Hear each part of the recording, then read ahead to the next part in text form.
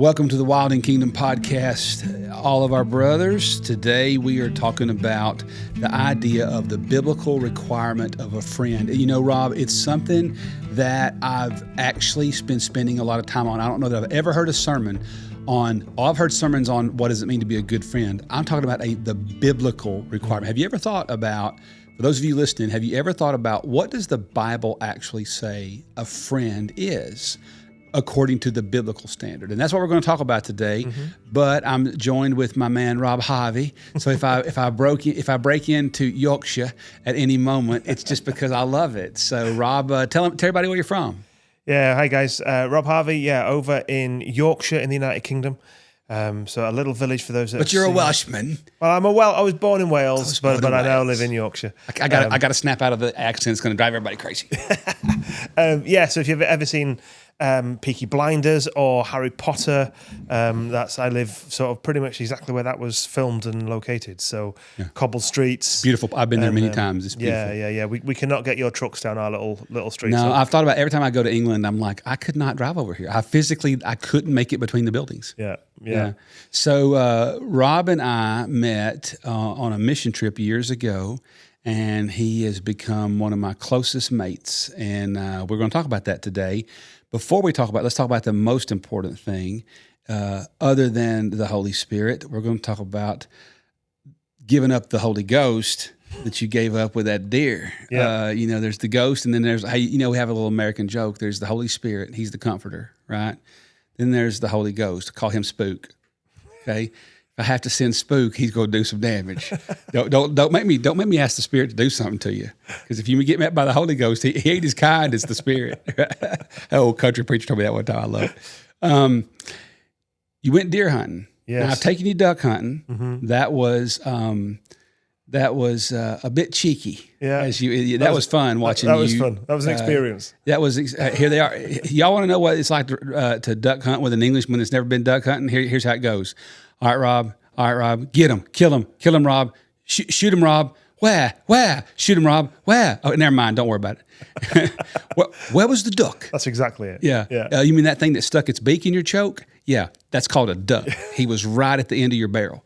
And but the deer hunting was better. Yep. Yes, it was. 100% record. One fire, one kill. One fire, one kill. If you haven't watched the episode, it's called Beyond Blood. Mm-hmm. And you need to watch the show. You get to watch an Englishman go on his first deer hunt. Yeah, that was a joy, man. Yeah, it was a great day. It was literally the fastest deer hunt I've ever been on in my entire life, and that is no joke. Yeah, I've never been on a deer hunt that happened that fast. We sort of sat down, you were still setting up your camera. The camera had just gotten on the tripod, and everything was mic'd up. I was about 2 minutes away from being ready, and that deer showed up. Yeah. I just had to hit record and deal with it.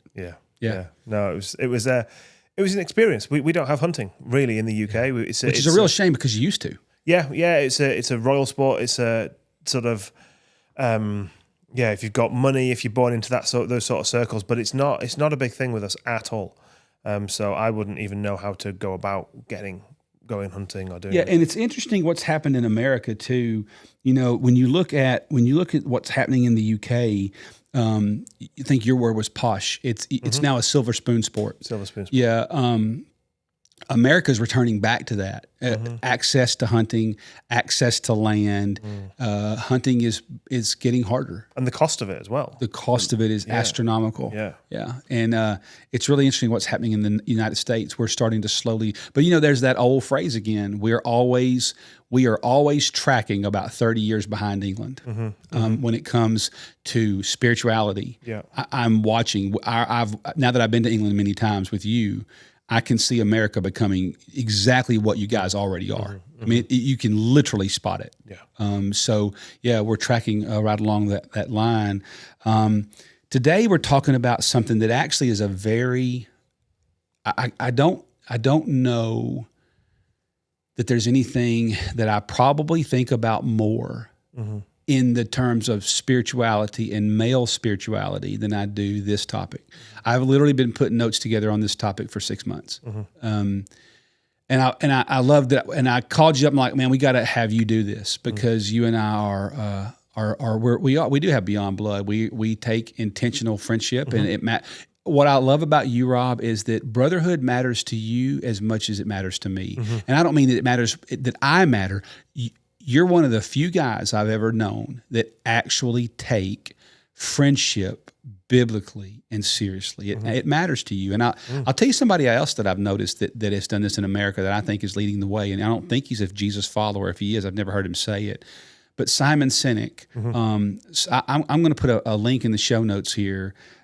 Simon Sinek, if you don't know who he is, it won't take long. He's one of the most famous TED Talks in the history of ever. But Simon Sinek, I listened to his podcast, A Bit of Optimism. He's a brilliant interviewer, and he loves people. But I've noticed that he is one of the few people I've ever seen that are wildly successful by American standards that take friendship apps. It really matters to him. And I bet you he'll do 4 or 5 podcasts a year on friendship. Yeah. And it matters. Yeah, and that friendship comes through. I'm a big fan of his as well. That friendship comes through even when they're talking about leadership things or business things or finance things. That friendship really does come through, which is, I guess, why we're here today and want to talk about that a bit as well. So let's start with this issue of let's get after the problem.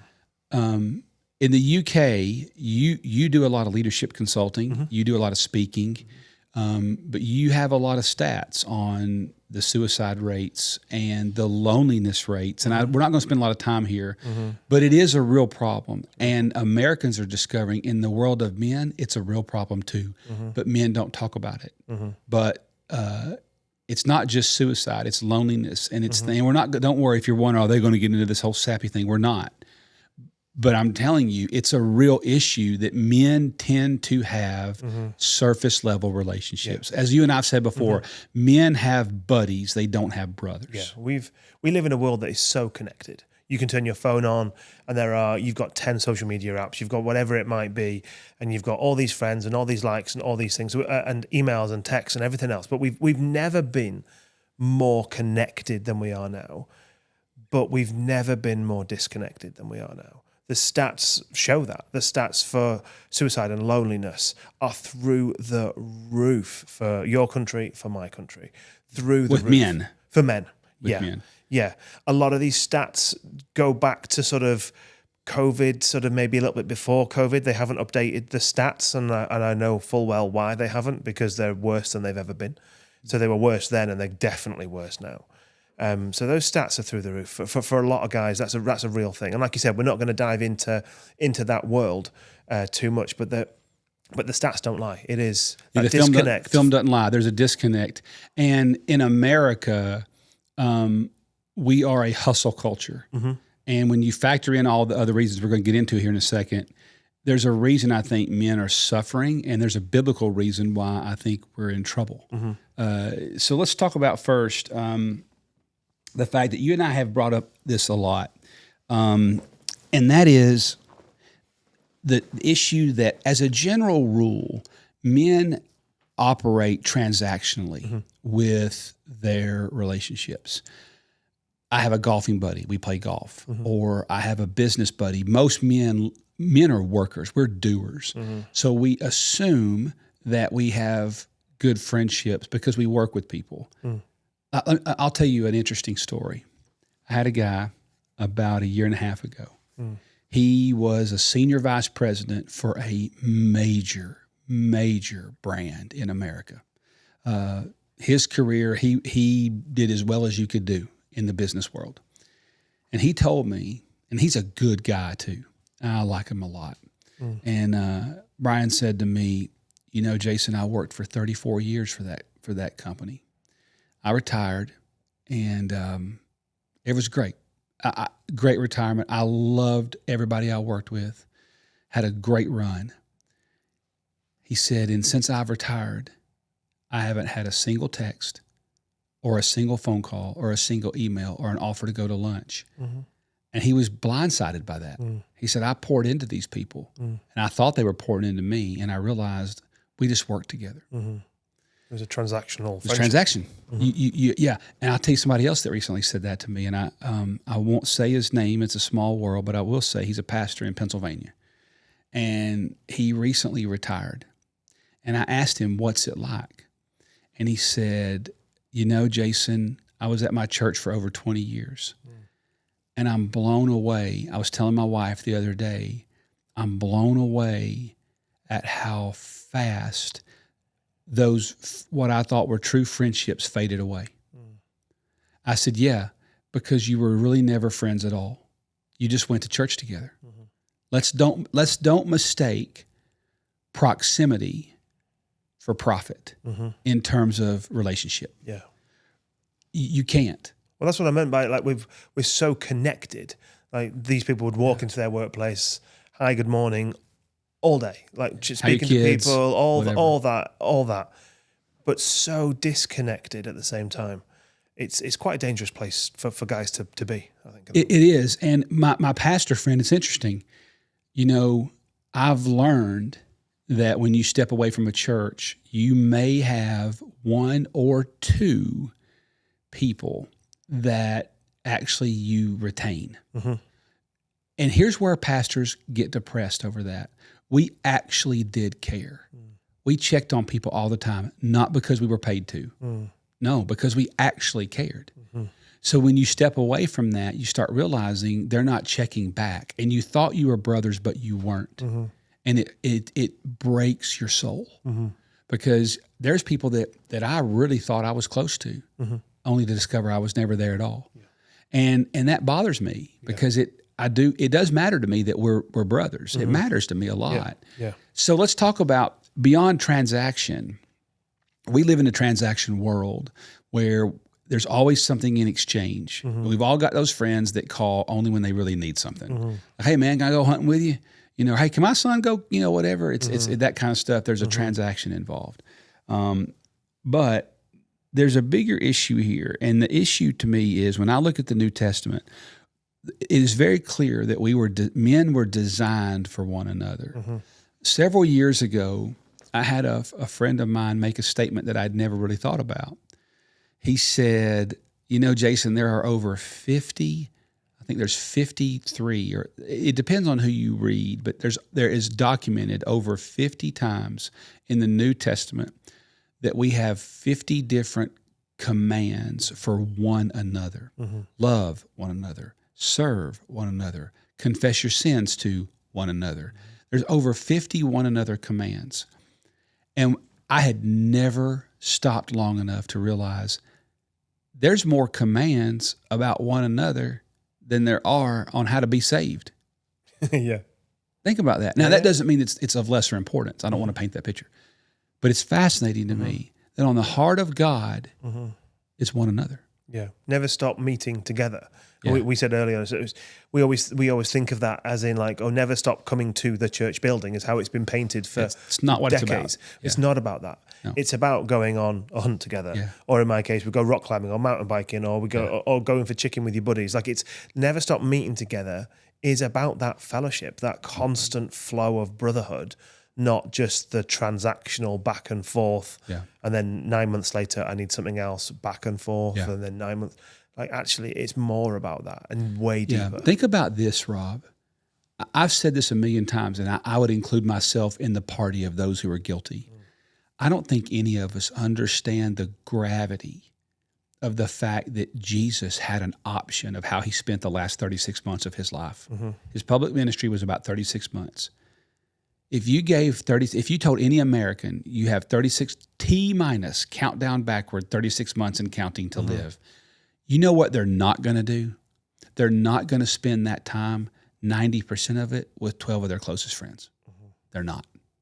Jesus spent 90% of his earthly ministry with 12 of his closest friends. Yeah. And we're still talking about Jesus. Yeah. When CEOs of large corporations die, nobody talks about them much at all. No. It's over, right? Moving on, moving on, right? So there is something to be said about one another and the importance of it. You said something. I want to dive into some English culture here for a second because I've been to pubs. And I don't drink alcohol, and it's not obviously drinking's not a sin. I just don't think it's smart necessarily sometimes, but I guess how you do. I've always told my boys, the reason we don't drink is the cruisers are allergic to it. And like, what do you mean, Dad? I said, we break out in handcuffs. So, I learned from watching my daddy, we're allergic to handcuffs, but the whole idea of drinking, that's not what a pub is for. No. So tell us about the pub, because this goes into Brotherhood big time. Yeah. In fact, you had a story about just a few days ago. You stopped by the pub and you were late. Yeah.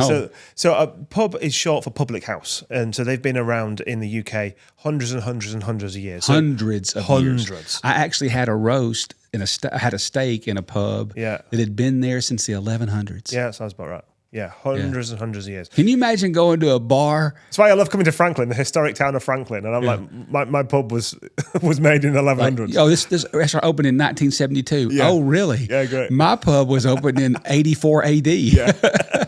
So it stands for public house. So when you were building these small villages, these small communities, specifically out in the country, but also, I guess, towns and cities as well, but specifically country, you would have a small unit around farms, you'd have some sort of church, and you'd have some sort of public house. Because people's houses weren't big enough to have friends over or to meet people, because small house, 8 kids. Houses are small over there. Yeah. So you'd have a public house. So they would build a public house for you to go have parties at, or to have a birthday party, or to go have a family gathering, or just to meet people. We would call that in the United States a community center. Yeah, so a community center.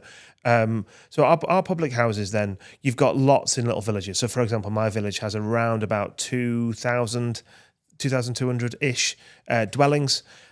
It's got one church and 7 public houses. Which is crazy, but that's about right. That's about right. Yeah. In fact, how many people live in Oxenhope? It's 2,200 dwellings, so adults going to be roughly double that, so 4,000 max. So 4,000, and you got how many pubs? 6 or 7. Yeah, yeah. So it's quite. Wow. It's quite. The ratios are fascinating. Ratios more pubs than churches. Yeah, absolutely. Yeah. But it's not. A public house is not about drinking necessarily. And Americans think it is. Yeah. I've been to many of them. It is not about just chugging a pint of Guinness. No, it's not a bar. You guys have got bars. It's not a club. It's none of that. It's not a restaurant. It has a bar, but it's not a bar. Correct. Yeah. So perfect example. 2 weeks ago, I was out with my dog on the moor, so on the hills, and it was night. I was wearing my head torch. I was walking the moor. I was walking the moor with my head torch. Walking the moor. I know you love my phrase. Head torch. We were duck hunting, and he says, "You got your head torch?" I'm like, "What is that?" It's a torch for your head. You mean my headlamp? He's like, "It's not a lamp. I've been holding it." Oh, so me and Mac Jarvis, it's been head torch ever since, brother. So I'm out on the moor. I'd had a really long day, and I knew that if I just go home, I'm just going to get straight into stuff like kids and work and whatever else. I was like, actually, you know what? And I walked past my local pub. I thought, oh, you know what? I'll accidentally fall in for a cheeky drink with my dog. And I walk in, and before I even got to where I can purchase a drink, I'd had 3 conversations with people. Hey, Rob, how you doing? Oh, great to see you. Oh, you've been out on the moor. I was like, it was just that constant flow of conversation. I there buy a quick drink, and then I leave, and someone's like, oh, hey, mate, how you doing? And it's all these little conversations. It's that community. It's that sort of, it's that brotherhood, because it's not based around drinking. You don't go to those types of places to get drunk. You have a single drink, and then you, for most people, then you move on. But it's about that brotherhood, and it's about that sort of connection point for people. Even on a cold, wet, dark evening, it's still full. It's still full of guys. Still mostly guys. Yes, women as well, of course, but mostly guys just enjoying each other's company, just chatting away about everything and nothing. Yeah, I was blown away with the pubs on a couple of levels. So for those of you in America that if you've never gone into a pub, imagine going into more of like, it almost felt like a Cracker Barrel. Like a Cracker Barrel with a big fireplace, but it did have a bar where you could sit on a stool and get a pint. But really what it had was tables, and you would sit around, or it had sofas, or it had chairs like we're sitting in. And it was arranged more like a living room of a house. Yep. It felt more like a house. It had board games. There were televisions. And independent rooms, and just as a house. Yeah, imagine that a nice country house. I loved the Dog and the Gun. The Dog and Gun, man. Yeah. That's where I was like, I'd be hanging out here. Yeah. Because it's like going into somebody's lodge almost. Yeah, yeah. It felt like a lodge. Yeah. But it was men and women, kids, and people went there to hang out. I was in Kildwick outside of, is that near Skipton? Skipton. Yeah. I was in Kildwick, and I went into this pub one night by myself to grab, because you can order a meal. You know, I went in to get a steak, and I go back in there. It was the second time. I had been in the day 2 days before. The big pub owner is like 6'3" Englishman, real jovial. Looks like he and Little Debbie had a good relationship, you know, and really just a jolly dude. And he's like, Jason, my friend from America, and he began telling me all about me. How's your thing going? How'd that thing go the other day? How'd this go the other day? And I was like, this freaking guy, like he remembered my name, not just my name. He remembered me. He asked me about my life, and he'd only met me once. Yeah, and that's more than him wanting to sell another steak and another drink. That's community. That's guys gathering together. Yeah. So that's what the pub culture sort of is with us. Certainly out in the countryside, it really is a place for guys to come together and to gather. Arguably, no, not arguably, definitely more than the church has been. Well, I would completely agree, because that is a great way to move us into, if you go to the pub, you have to be present. It's going to be hard to be on the pub and be on your phone. You don't go to the pub to be on your phone. Nope. You go to the pub to hang out and talk to your friends you hadn't seen in a while. And you know, you're not getting sloshed, as you say. I mean, I'm sure that may happen, but I've never been in a pub where I saw anybody drunk. No. I mean, that's just not what happens there. It's different. And so you have to be willing to live in the present. And I think that brings me to a bigger issue. In order for us to have friendships and brotherhood, deep biblical brotherhood, you actually have to want it. It has to matter enough to you. As I've said before, I'm living in a place now where I know when I'm saying yes, I'm saying no to something else. I'm intentionally saying, you matter more than the phone, or you matter more. Because you know what's going to happen, Rob? You and I, we're going to hit 80 years old, and you know what's not going to happen? We're not going to hit 80 and go, man, I sure wish I could be on one more Zoom. One more email, baby. Oh, please, baby, one more email. If I could just sit in one more board meeting about the sales margins, that's just not going to happen. No. So we sacrifice everything that matters, thinking that it's going to be there later, and it's not going to be there. Yeah, but that needs to change. Our mindset needs to change now to stop that from happening. Because I'm early 40s, you're early 50s. If we just get to that age, it'll just be what it is. But actually, we need to be intentional about making a difference in that for us. Well, let's go back to one another. We are told to live for one another. Now, one of the things you and I do, you're an ocean away from me, but you and I both, it's funny, I never would have thought of doing this, but there'll be times until you started doing it, like, hey, man, let's get a coffee and let's get on a call. And I'm like, yeah, well, why would we not? You know, and so, you know, just as if we live down the road from each other. Just as if we live down the road. Meet you in downtown, and we'll so get probably once a quarter, 4 or 5 times a year, I'll make a French press. You'll make something, one of those weird things you make. Espresso, baby, proper coffee. Yeah, proper coffee. Proper coffee. Yeah. 2 ounces of a little crystal meth with some coffee beans. Pocket rocket, that mate. Pocket rocket. Smokes over there laughing. Pocket rocket. That's your espresso is Jasper's Zen, right? Yeah. Jasper goes. That's a good way to put that. Yeah, that's a good equivalent. It is a good equivalent. Yeah. How many Zens do you go through in a day? I don't do Zen anymore. Let's not give any brand shout outs. Yeah, okay. I'm not getting paid by Zen to say that. I quit buying those. I guess somebody sent me free ones, but it depends. Like yesterday, I maybe only had one, like literally the whole entire day. There were other days where I could go through like all 15 in one can in like 8 hours. Wow. Jiminy Cricket. That's like 20. So 20 it's espressos. but I'm not like the person that's like, oh, I'm on this, like I smoke 2 packs of cigarettes a day for 40 years. Like if I'm not wanting it, I don't have it at all.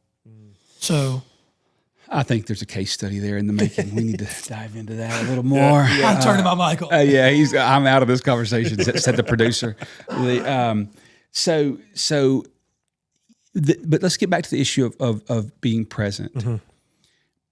John Ortberg, one of my true. I read him a lot. I've never met John, but I've read a lot of his books. But he had a statement. He's written a lot on this issue of not being in a hurry, and he's helped me a lot spiritually with. You like you've said, I may be the slowest walking human you've ever met. You're like, I think I'm going to crawl. I hopped the other day faster than you. You did.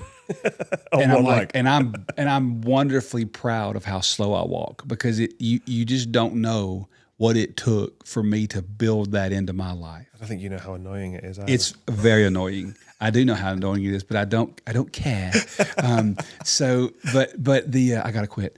So, but here's why my mind moves so fast. Mm-hmm. I found myself walking past people not saying hello. I mean, this was like 25 years ago, and I didn't even know I was doing it. Mm-hmm. And I thought I've got to walk slower to open up my field of vision. Mm-hmm. Literally open up my field of vision. So I walk slow so that I can think and I can see people. I'm not saying that anybody should do that. I'm just saying I had to do it because I wasn't present. Ortberg said this. He said, a hurried life. I'm sorry. He said, hurry is not a sign of a disordered life. It's a sign of a disordered heart. Mm-hmm. And I was like, man, that's so true. I mean, we've all been on the receiving end of so many people that aren't present. I'm sure we haven't been present in conversations as well. Yeah. But I think we're certainly, that's something I really work on and being present. But I remember one time there was a church leader and my father had just passed away, like literally 8 days before. So you're in church and it's eight days later. I'd come into church and he comes up to me, he shakes my hand, he's like, "Oh, Rob, I'm so sorry, how are you?" And I start telling him how I am. But we're still holding hands, we're still shaking hands. And his head is going, ready, He's scanning the room. looking for the next conversation. And I'm like, dude, I'm literally in the middle of telling you how I'm feeling. My dad just died. Like, for real. It's not like I'm telling you about a coffee. I'm telling you about how my dad died. So I don't have a great track record of talking with a filter. So I remember I pulled him close and I said, either I'm really boring or you're really rude. Which one is it? And we were still holding hands. So he couldn't go anywhere. Like, we're still in handshake. What did he say? He literally just melted in front of me. Like, and I just let go of his hand and went, "See you, dude," and tapped him on the shoulder and walked off. And then realistically, probably the last time I properly spoke to him. Yeah. Like, not because of that, just because you Either also I'm really just, boring or I'm you're like, really rude. Yeah, he had no answer. But I was like, man, just be present. I'm not going to talk for very long. I'm going to talk for 30 seconds max. Like, you're not having my life story in the middle of a very crowded church place. But that you couldn't be present for 30 seconds. And it's like that now. Like, we'll get a ping and then something goes on. We've got an Apple Watch. Okay, all right. Again, in conversation, people are like this on their phone. Yes, scrolling. So let me ask you a question. Do you think you talked about, that's a good point you make. I wonder if the reason we're not present in conversation or if we're afraid to go deep with somebody a little bit is because we think we're going to be there 3 hours. We're not. No. You're going to be there maybe 4 or 5 minutes. And I'll tell you, I've caught myself doing this before. I'll see you in the grocery store. "Hey, Rob, what's going on, dude?" And after about a minute and a half, there's a sting in my brain that says, "You need to move on. You need to move on." Move on, why? Yeah. To get home quicker, to sit on the sofa for longer. Yeah, but I'm guilty of that. And I think it's about, so to be a good brother, you have to be present. Going back to Simon Sinek, one of the things he had this amazing story. It turns out it was Maria Shriver. Oh, yeah. Because they are best friends. Yeah. They are best friends. And he said, I can't remember if it was her reaching out to him or him reaching out to her. And he said in the story, he said, "Hey, I haven't heard from you." She said, "Well, I told you I was having a tough time." And he's like, I don't remember you saying that to me. And he felt horrible because friendship matters to him. And as they began to unpack it, somehow they missed it. They missed the signal. And then they began diving into, I wonder how many times all of us miss each other's signal. So now they have a different signal with their immediate friend group. And it's this: when you text one another, they did some research on how long does it take to solve the average problem. And it's 8 minutes. I don't know how they arrived at that number. I just remember the story. So now instead of texting, hey, what's up, man? How you doing? That you may or may not get a response to that. But if you text, hey, do you have 8 minutes? That's code for I'm having a tough day. It's like the Ted Lasso, Oklahoma, isn't it? Oklahoma. Yeah, you got to tell me the truth, Oklahoma. Yeah, Oklahoma. And it's a cue. And I think it's a mental cue. I think that, so I began thinking more about this biblical idea. Who were two guys that got the friendship thing right? And the first person that came to me was Jonathan and David in the Old Testament. If you read the story of Jonathan and David, you should do it. I mean, let me tell you how much this matters to me. I named my son after these two guys, both of them. Cole Cruz is named Jonathan Cole, and Tucker Cruz is named Tucker David. And I did that, Michelle and I did, because now they are forced to have a covenant of brotherhood by their name. If you go back and read the story, so here's the high points. Jonathan is the son of Saul. Saul's trying to kill David because Saul knows that David is next on the throne because God has said it. Jonathan is a guy that is in your country. I guess next up is Prince William. Yeah. Okay, so King Charles is on the throne right now of England, and Prince William is next. It would be the equivalent of Prince William saying, hey, Dad, I know that the throne is supposed to go to me, to be the king of England, but I have this friend named Rob, and God has told me that Rob is the guy that needs to have the throne. He gave up his, I mean, it's unheard of in the history of ever, right? But they made a covenant of friendship. There's a story about David being in the desert of Ziph, and I think it's the desert of Ziph. And in that story, it says David, he was living in the cave, Saul was chasing him, and so Jonathan's dad's chasing him. But along the way, there's an encounter where it says Jonathan went out to check on him, and it says David's countenance lifted because he saw his brother. But there's more than once where Jonathan looks David in the eye and makes him reaffirm his brotherhood covenant. He made him affirm the covenant. They made a covenant, man. I mean, it was not like, hey, he's my buddy. I mean, that's taking it seriously if you ask me. Yeah, absolutely. Yeah. I mean, there is a real crisis on brotherhood, on men. I think across the US, across the UK. I can only speak of those two countries. I'm sure others. Because if we can get isolated, if we can be on our own, we're easy pickings. If there's one animal in the field, it's easy pickings. That's a good point. But if we're in a group, it's a lot harder. It's a lot harder for one man to. You know, to it's fall. fascinating you bring that up.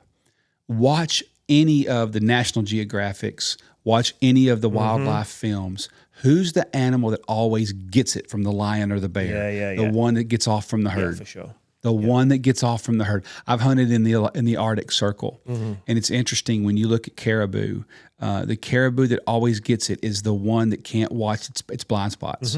It's off from the herd. It's not paying attention, and it drifts. And when it drifts, that's when the grizzlies come. Yeah, because they can get to it. Yeah, and without getting too spiritual, but we're spiritual people. Actually, if the devil can isolate us, if we can make you on your own, me on my own, them on their own, actually we become easy pickings. Yeah. But if we're in a brotherhood, if we're in a group, actually that becomes a lot harder.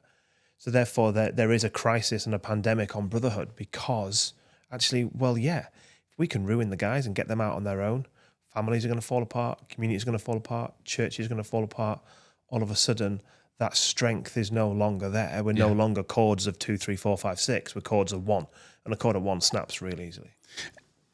I want to talk about this one another issue in this regard because it hit me as I began diving into this topic of the biblical requirement of brotherhood. If in the New Testament, so I'm going to work backward. If in the New Testament we are told to live for one another, Those aren't suggestions. Love one another, confess to one another, speak kindly of one another, honor one another, one another, one another. If we are given those one another commands, and there's over 50 one another's, if that's true, then God designed a playbook for how we're to live our lives. And that playbook is we are to live our lives for one another. Yes, we have to work. Yes, we have responsibilities. Yes, we have families, but we have to live for one another. If we're not living for one another, then we are rejecting the model that God gave us for how life is supposed to work. In other words, God gave us, like the 10 Commandments, He gave us boundaries. Hey, live life within these lanes. Get outside these lanes, things get broke. So He gave us the one another model. When we reject that, we're not rejecting, oh, I don't have enough friends. We're not rejecting, oh, I'm just so busy. We're rejecting the Lord because we're living in rebellion to a system that He made. He made the system. And He said, live within these boundaries. And those boundaries are called one and another. Those are the boundaries. When you choose not to do that, you've rejected the Lord's playbook. That's called rebellion. And rebellion is called sin. And I'm not afraid to say that. A man is living in sin. We don't think about that. We don't think about busyness. You know what it is? Busyness isn't a sin. It's a symptom of rebellion. Yeah. Think about it. Busyness is a symptom of a heart. Ortberg was right. It's a disordered life. But no guy sets out to sort of sin in that way. No. Like it's not like going to get drunk. He doesn't wake up. A moral failure. It's none of that type of thing. That's a good point. point. I'm so sorry it happened on a Tuesday afternoon. No, actually, it's been this way for a while. So if we call the motorways, you join your interstate. Like if you join the interstate at 70 miles an hour, all of a sudden you're in a big flow, and it's really hard to then, if you're in the wrong lane or whatever, it's really hard to pull off or to change direction because you're just with everybody else. Yeah. And that's the way. We've pulled into a lane. We've gone really fast, really hard. And actually, it's now really hard it's really difficult to pull it back and to get out. Oh, well, this is just the way it is now. I have to answer my phone at 6 a.m. I have to work till 10 p.m. It's just the way the world is. But it's not true. You did something really neat this week. You spoke to a bunch of songwriters at Sony Publishing, great day. Music Row Ministries, and Jordan had you come speak, Jordan Rowe, and you did something kind of cool. You made all the songwriters, about 45 of them, bust up into groups of 3 or 4, and you made them talk about what can they do to become a biblical friend. And I remember in our group, one of the guys was in there is just the sweetest. Well, everybody's young to me when you're 52, but he's not that. I mean, he's not a kid. He's a full-grown man. He's married, but I love him to death, and I've just really respect him. His name's Slade, and Slade, he said, he was talking. It was his time to talk in that group, and he said, I feel shamed a lot of times in my heart. I feel ashamed because I know I got to make more time. I said, well, first of all, Slade, all of us have been there. We know it, but I remember getting into this exchange with him, and he said, and I said, Slade, I've learned something. It's hard to make a massive course correction. Like it's hard to go from eating nothing to eating something, or to go from eating a lot to eating a little. Drastic. People do this with their financial budgets. I'm going to save money, and they just start like locking down everything, and it's not realistic. Then they break it, they don't follow it, and they feel bad, and there's this ongoing loop. I'm like, I would start with one. Pick one man that as to use your words, your soul you locked up, man. You connected. Your dots were connected. Pick that guy. Yeah. And then start investing in him intentionally. And not transactionally, not like, dude, can I borrow this? Have you got this? It's not that level. Because actually, there's loads of great guys in all of our worlds, but it's those that have a similar, I don't even know, the best way I can probably put it is that there is a soul connection there, that our souls are shaped the same way. Sure. It doesn't even make sense, but I think most of you most guys get it. Yeah. Actually, those are the ones that become brothers. Yeah. And we need those brothers. And we all have functional friends. We all have. Yeah, we have. I'm an only child. I've got 732,000 people I call my best friend. I don't have any brothers. but I've learned Jesus had 12, and he had 3, Yeah. Peter, James, and John, and then he had 1, he had John. You know, even Jesus had John. So I would just think, take a cue from Jesus. Spend time with the one more. The bottom line, we could talk about this for 5 hours here, but here's the bottom line. God made you for one another. He expects you to honor what he made. And what he made was life for one another. And if you don't do that, you're living in rebellion. Anything that God makes and you choose to reject it, don't expect it to end well. I think what's going to happen is across our lives, it's been happening for centuries, and it's happening worse than ever today. Men are dying, and they're dying lonely because they chose business over God's playbook. And God's playbook is one another. Okay, then pick 1 or 2 and just say, I'm just going to start there. And I'm going to do that well. I'm going to do that well. For some of you, it might be 4 or 5. For some of you, it might be just 1. It doesn't matter.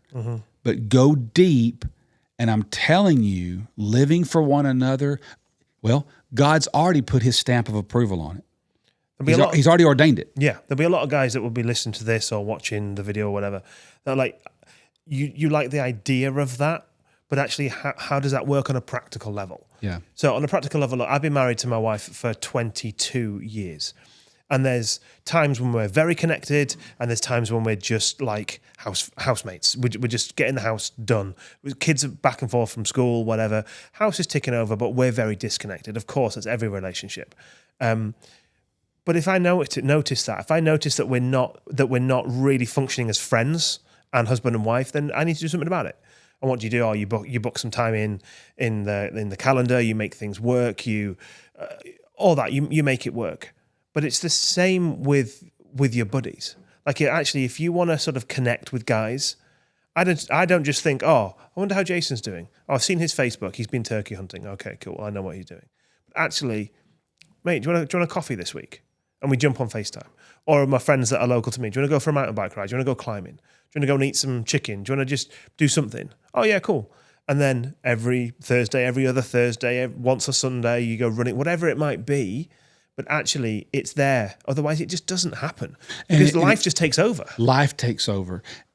But here's the thing: people are listening to this are going, "Man, that sounds great and all, and whatever. It sounds great." No, I'm telling you, when you start realizing, you know what I used to do, and then I haven't done this in a while.